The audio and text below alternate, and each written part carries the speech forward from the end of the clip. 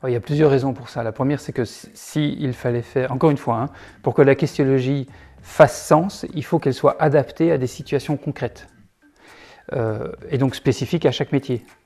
Alors si je voulais faire une collection de toutes les situations que la questionnologie peut traiter différemment, avec plus d'efficacité, en fait il ne faudrait pas un livre, il faudrait plusieurs tomes.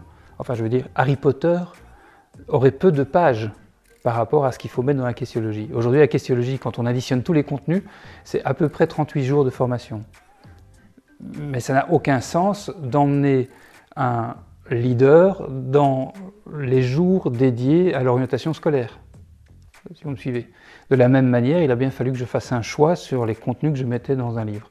Les prochains livres traiteront probablement d'autres enjeux que le leadership.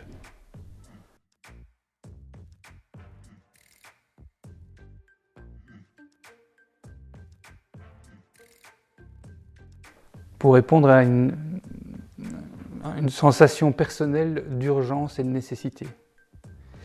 J'ai l'impression que les réponses qui nous ont amenés jusqu'ici, je parle de société, hein, les réponses qui ont amené nos sociétés jusqu'ici ne sont pas celles qui nous amèneront plus loin.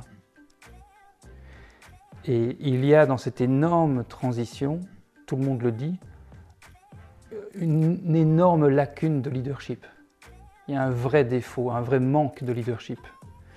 Alors, si les réponses qui nous ont amenés jusqu'ici ne sont pas celles qui nous amèneront plus loin, potentiellement, il est très probable que les questions qui nous ont amenés jusqu'ici ne sont pas celles qui nous amèneront plus loin.